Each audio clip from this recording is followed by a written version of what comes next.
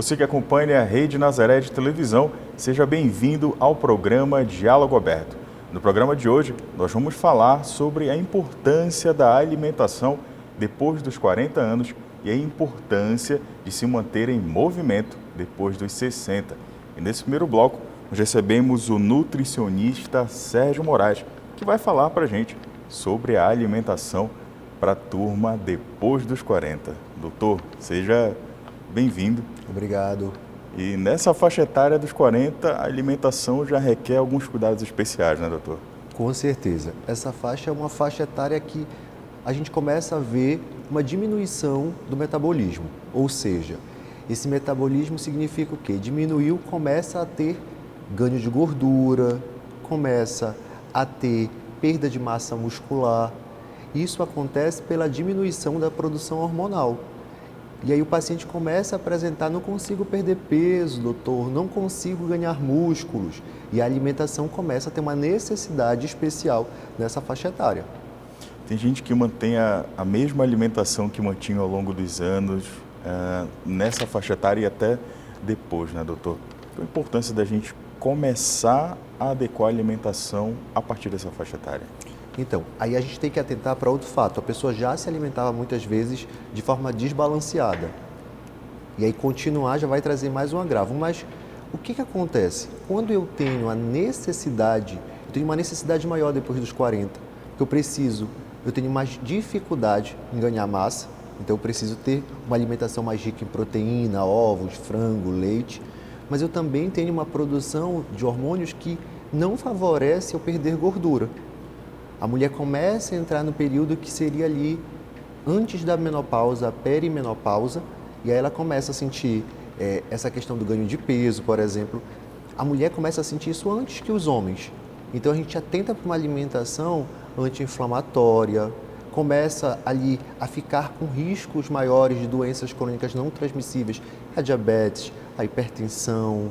Então, quando a gente trata de um paciente com mais de 40 anos, a gente sempre vai focar em longevidade, que é o processo de envelhecimento com qualidade de vida, porque não é só o indivíduo envelhecer, é o indivíduo envelhecer com saúde, né? E a gente começa a encontrar aí fragilidade óssea nesse paciente, por questões nutricionais, então ele cai e começa a ter perda óssea, quebrar algum braço, perna com mais facilidade. A gente vê aqueles jogadores de final de semana de futebol que acabam se machucando com mais frequência depois dos 40. Então isso tudo está envolvido com a alimentação. Inclusive, se a gente pensar por outro lado, tem até o sistema imunológico. Esse paciente fica mais possível de ter alguma gripe, um resfriado. A partir dos 40, doutor, a gente pode falar em uma progressão, digamos assim, por década, por faixa dos 40, a faixa dos 50, a faixa dos 60. Cada um desses períodos exige um cuidado específico, especial? Sim, na verdade, todas as faixas etárias da vida exigem uma necessidade especial. Mas quando a gente fala de envelhecimento, a gente tem o start ali a partir dos 40. Por quê? Porque quando existe justamente um desbalanço hormonal, tanto para o homem quanto para a mulher.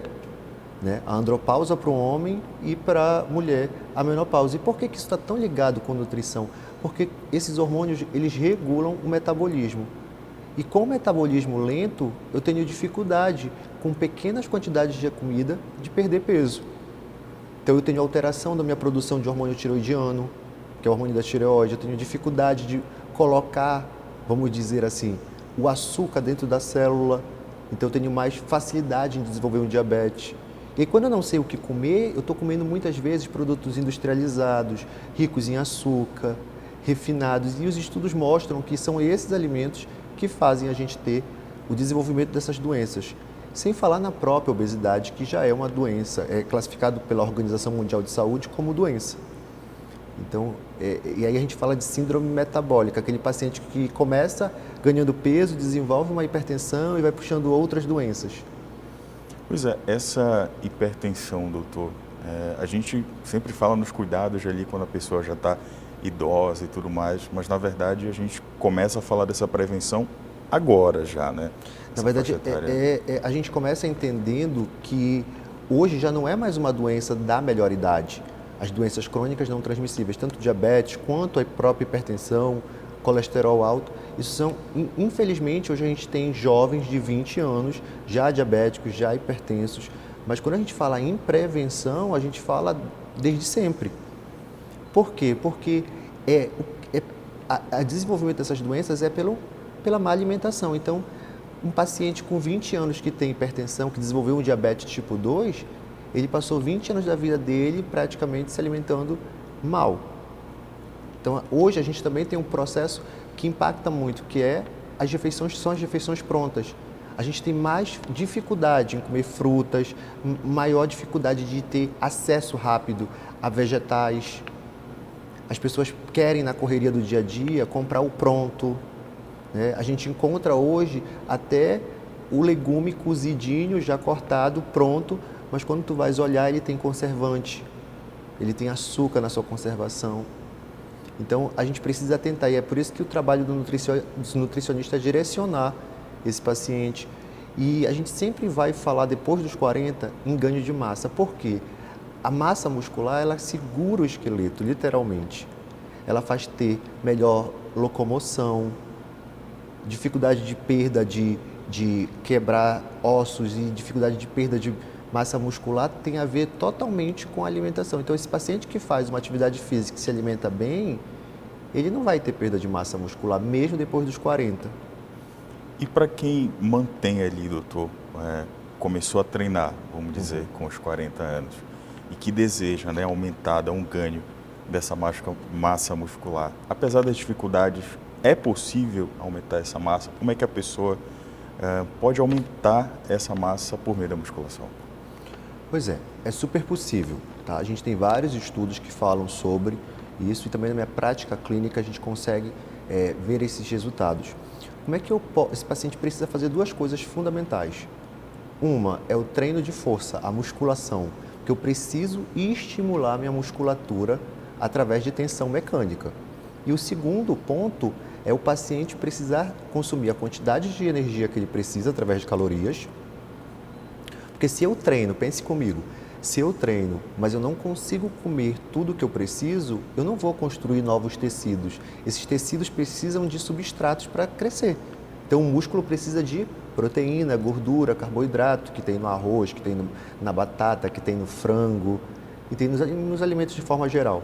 Então eu preciso que o meu paciente coma um pouco mais, porque ele está fazendo exercício de força, e que ele adeque principalmente as proteínas, que a gente fala tanto de proteína, do peixe, do frango, da carne, do leite, do ovo, porque sem esses dois fatores juntos, musculação e alimentação equilibrada, em vez dele ganhar músculo, se ele estiver só fazendo a musculação e comendo mal, ele pode perder, né? Porque é natural do processo, depois dos 30, a gente já começa a ter um declínio da massa muscular, isso é natural do processo de envelhecimento, mas a gente consegue preservar e até aumentar essa massa muscular quando a gente tem essa alimentação adequada, suplementação, se for o caso, tem paciente que tem uma necessidade, e aí a gente vai começar a olhar que muitas vezes o problema não está na falta do exercício, está na falta de uma dieta equilibrada.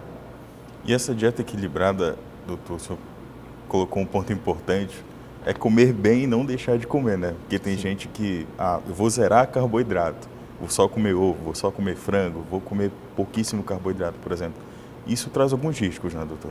A gente tem que entender, foi muito bom você ter falado sobre isso, a gente tem que entender uma questão.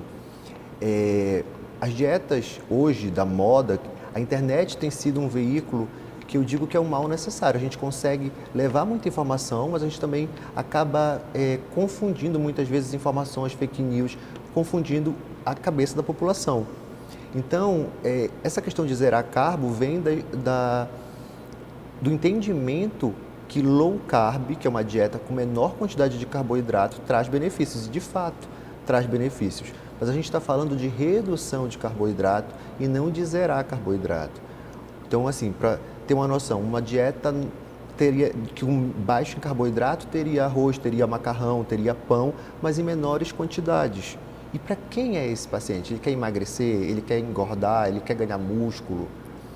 Então, assim, a gente não pode zerar. Essas dietas, elas levam ao quê? Um ciclo vicioso. Porque ele fica magro, depois ele ganha peso de novo, ele fica com carência nutricional, tá? E não existe uma adesão, porque todo plano alimentar precisa ter uma adesão. Quando meu paciente começa e não consegue manter, ele vai voltar a ganhar peso.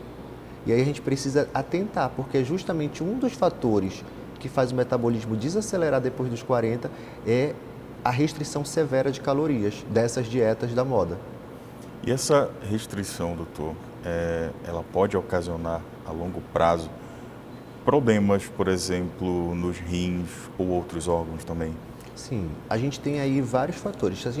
Essas restrições, elas vão causar inicialmente, principalmente, deficiência de minerais e vitaminas, mas pode sim causar problemas não só nos rins, tá? Porque esse paciente também passa a tomar menos líquido, passa a comer de forma... Pode desenvolver um processo gástrico, porque ele fica muitas horas sem comer, e aí ele começa a ter aumento da produção de suco gástrico. Então, tem várias patologias, carências de vitaminas e minerais que podem levar a demência, Alzheimer, né? Então, essas dietas pobres em nutrientes, a gente já tenta suplementar esse paciente para ele não ter essas carências. E quando ele faz por conta própria, ele sempre acaba, infelizmente sem querer, deixando essas lacunas, e isso faz muito mal para a saúde dele, porque no final das contas ele acaba passando mal. A gente sempre recebe paciente que já está anêmico, que já está com carências de várias vitaminas, de vários minerais, pelo fator idade, mas principalmente porque a gente tem uma pressa hoje, as pessoas têm uma pressa, a sociedade, de emagrecer, né? Existe uma necessidade assim, eu preciso emagrecer muito rápido, e é um processo. Eu sempre digo para os pacientes, é um processo. A gente precisa construir esse processo, porque se tu parares para pensar, a gente vai ter que se alimentar até o último dia da nossa vida. Então a gente tem que estar nesse processo de autoconhecimento e entender por que eu estou fazendo aquilo. Eu preciso cuidar da minha saúde. Então eu sempre digo que a prevenção é a melhor solução. Se a gente pensa que hoje o diabetes aí, quantos brasileiros não estão pré-diabéticos, que ainda é reversível? E muitas vezes não sabe, porque a gente tem uma cultura de fazer exame só quando a gente já está doente. E o exame ele serve para prevenção, para avaliar esses dados, para descobrir. E eu sempre digo, toda a base é a alimentação. Quantas pessoas não estariam doentes se elas tivessem tido uma alimentação? A gente precisa entender isso como um problema realmente de saúde pública, a desinformação da nutrição e o acesso, porque muitas vezes essas pessoas não têm acesso. E quando a gente fala de 40 a mais, existem culturas, né, enraizadas.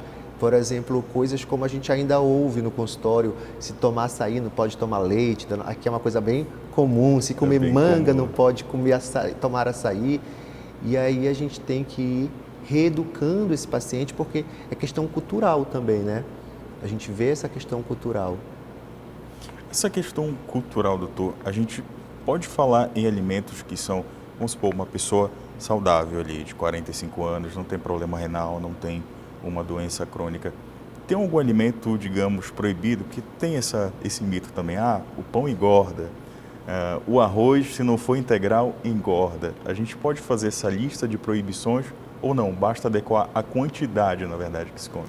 Então, se o paciente é considerado saudável, sem nenhuma intolerância, sem nenhuma sensibilidade, não existe alimento proibido, porque eu entendo que a gente come pelo nosso estado emocional. Quando eu proíbo esse paciente, ele justamente vai ficar querendo aquilo proibido. Então, assim, não existe um alimento que seja proibido, mas a gente vai pensar em questões que a gente sabe que não são saudáveis. Por exemplo, um fast food, uma vez ou outra, tudo bem, mas ter como saudável, nutricionalmente falando, não.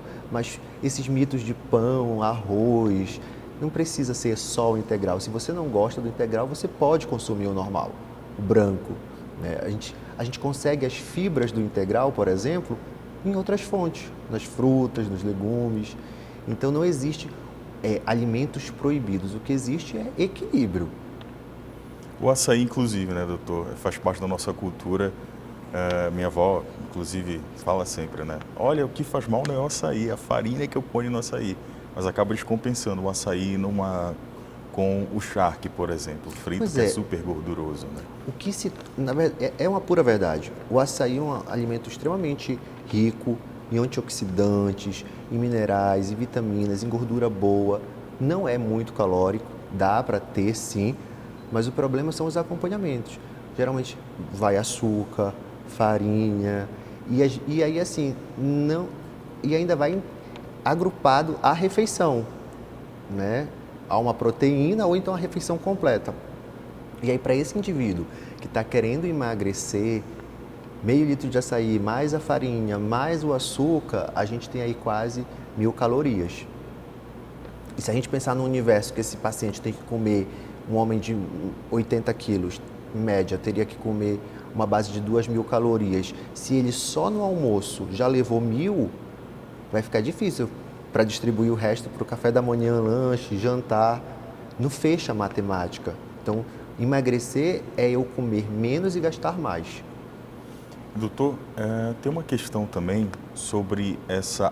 A gente falou dos alimentos no geral, essa falta de absorção de vitaminas, né, de nutrientes. O organismo ele fica mais difícil de metabolizar depois dos 40 anos? Então, depois dos 40, a gente tem redução do suco gástrico, o que vai dificultar a absorção de alguns minerais e algumas vitaminas. Por exemplo, a B12. Ela precisa de suco gástrico para ser absorvida. Então, acaba dificultando, assim como o cálcio, assim como o ferro, assim como vitamina D também. E a gente precisa da vitamina D para utilizar o cálcio de forma correta. Então, a gente tem, sim, essas carências, há risco de carências por conta de processo de absorção indevida, por conta do intestino que tem uma produção e uma absorção menor depois dos 40 anos. Você falou num ponto importante, né?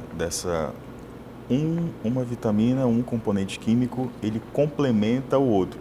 E tem gente que toma, por exemplo, eu vou tomar vitamina D por conta própria, eu vou tomar uma determinada vitamina por conta própria. Na verdade, a gente precisa adequar as necessidades do corpo, né, doutor? Na verdade, a gente precisa descobrir se esse paciente está carente ou está na linha ali média. Por quê? Por exemplo, falando de vitamina D especificamente, a gente em excesso pode ter intoxicação. Então, o uso indiscriminado por conta própria não é interessante. E às vezes a gente não está precisando, mas a população brasileira, apesar da gente ter aqui no Pará especialmente um bom sol, a gente não se expõe de forma adequada nesse sol. Então, a carência é muito grande, né? E aí, assim, aumenta-se a necessidade de vitamina D quando eu estou sobrepeso, aumenta-se a necessidade de vitamina D quando eu estou fazendo atividades físicas, quando eu passo dos 40, eu tenho uma quantidade maior para metabolizar em relação a quem tem 20 anos, por exemplo. Então, é importante a gente pensar nisso, porque a saúde óssea depende da vitamina D. Além dessas vitaminas, doutor, por exemplo, quem malha, né, quem começa uma atividade física depois dos 40, quase sempre usa ou um suplemento, ou um whey, ou a creatina. Isso é sempre recomendado ou também requer cuidados nesse sentido? A gente precisa entender uma questão. Quando fala de suplementação, seja ela de proteína, ou de aminoácidos, ou de vitaminas, sempre individualizar, porque essa informação que eu quero que chegue nos nossos telespectadores é que eles consigam entender que não dá para fazer receita de bolo. Mas eu posso usar... O que é o whey, para as pessoas entenderem? É uma proteína em pó, que passou por um processo de industrialização. Ou seja, equivale à carne, equivale ao ovo, equivale... Então, se a minha alimentação ela já é rica em proteína, eu não tenho a obrigatoriedade de fazer o uso de whey, por exemplo. Mas a gente tem visto estudos que mostram que, por exemplo, o uso da creatina, que são 3 aminoácidos, é fundamental tanto para a questão de cognição quanto para a questão de movimentação mesmo, de funcionalidade muscular. Então a gente indica, principalmente depois dos 40, quem está fazendo atividade física, uma quantidade de creatina de forma de uso diário, né? Porque isso melhora muito o tônus muscular dessas pessoas. Mas precisa estar alinhado à ingestão de água, porque a creatina vai me deixar inchado. Não, creatina não deixa inchado. O que deixa inchado é o uso da creatina sem tomar água. Ah, a creatina vai prejudicar os meus rins. Também não, a gente já tem estudos que mostram que não há correlação. É porque as pessoas confundem creatina com creatinina, que é um marcador renal. Então, é importante a gente falar disso também, né? Então, poucos os casos que a gente não tem essa indicação. O paciente adulto saudável geralmente tem a indicação, quando treina, do uso da creatina. Tem gente que mistura também, né, doutor? Por exemplo, faz uso da creatina como pré-treino ou faz ali uma mistura ou outra de creatina. Na verdade, a creatina, como o senhor falou, é uso contínuo e não pré-treino, né? Na verdade, o que acontece? A gente tem um estoque de creatina, a gente já produz creatina de forma natural. Só que o que a gente produz não é o suficiente para deixar os nossos estoques, porque a gente também tem a excreção dela todo dia. Então, já que eu tenho a excreção dela diária, eu preciso também suplementar ela de forma diariamente. Inclusive, não tem correlação com o treino. Ele treina de segunda a sexta, no sábado e no domingo ele precisa tomar. E pode ser tomado como pré-treino? Pode, aí o horário vai ficar a critério do paciente, mas a gente sempre indica junto com alguma refeição para ser melhor absorvida, algum carboidrato. Então, geralmente ele vai comer no café da manhã comer o pão, fruta, aí já pode usar creatina. No almoço, arroz, macarrão, aí ele pode tomar a creatina. Que ela é bem misturar com suco também pode, porque ela tem uma melhor absorção quando tem presença de carboidrato, açúcar. Agora, doutor, a gente falava agora há pouco sobre as mulheres, né, a partir de 40. Especificamente sobre as mulheres, os efeitos após os 40, essas mudanças no corpo, na verdade, exigem maiores cuidados na alimentação? Sim, a gente tem mudanças, as mulheres elas apresentam mudanças físicas, né? E também a gente vê muita alteração de humor, comportamento, saúde mental. E isso requer, porque aí a gente vai trabalhar justamente, a mulher ela tem um acúmulo maior de gordura do que o homem, de forma desproporcional, porque quando a gente pensa na estrutura da mulher, a mulher, ela, devido à questão da maternidade, ela acaba tendo maior quantidade de gordura acumulada na região dos quadris. E quando ela entra na perimenopausa e na menopausa, ela tem o quê? A diminuição do estrogênio. E isso, que é um hormônio feminino, isso faz com que ela acumule ainda mais gordura nessas regiões de quadril, coxas. Então, a dieta dessa mulher é totalmente anti-inflamatória. Essa mulher ela precisa ter o quê? Uma diminuição da ingestão do açúcar, que seria os estudos mostram que a dieta mediterrânea para a mulher, depois dos 40, é a que mais indicada. Que essa dieta é a base de quê?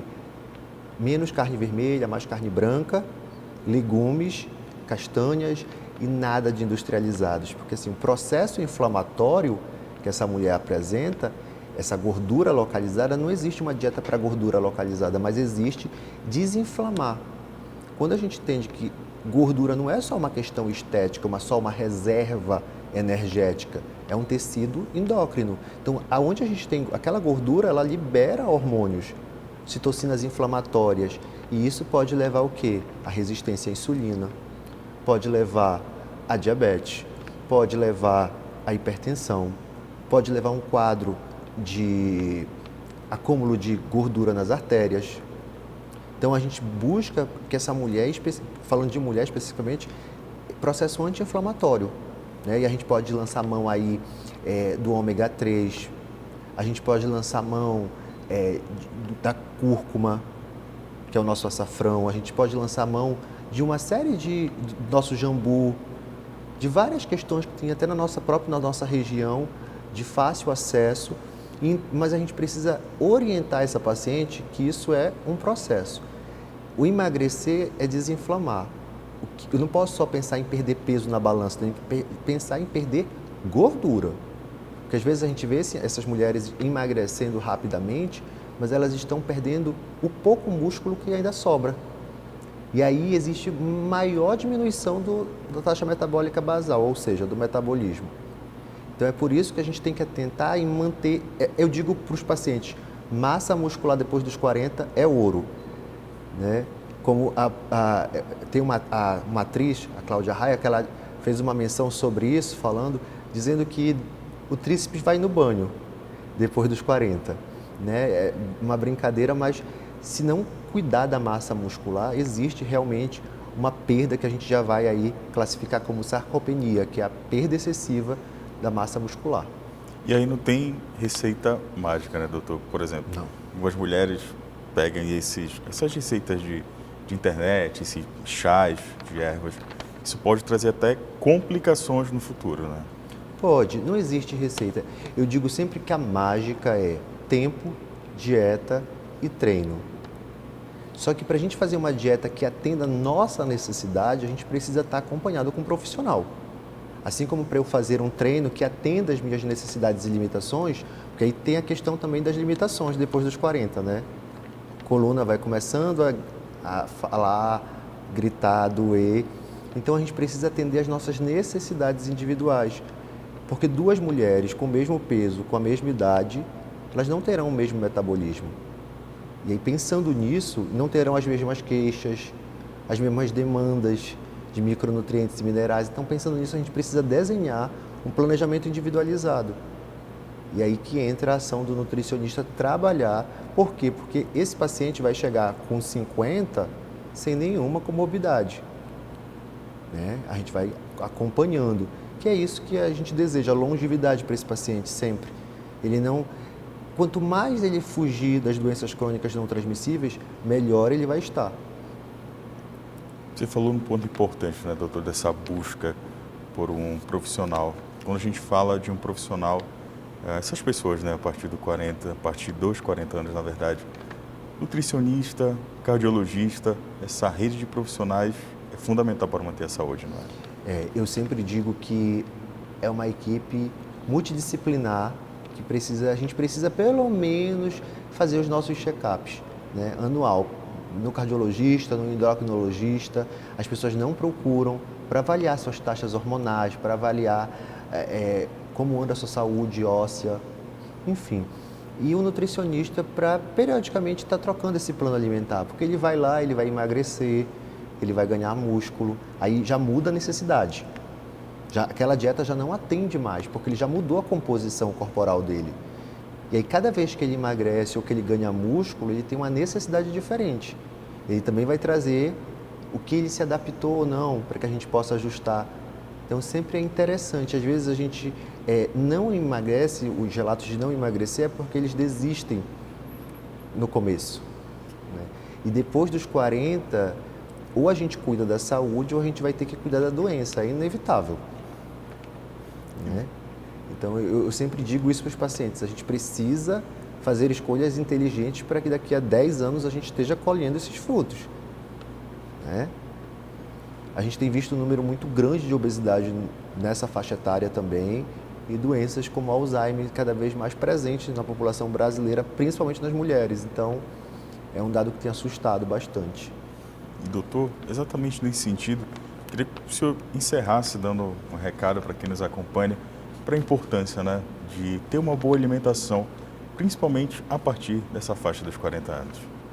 Então, a alimentação ela é a base da qualidade de vida, da saúde.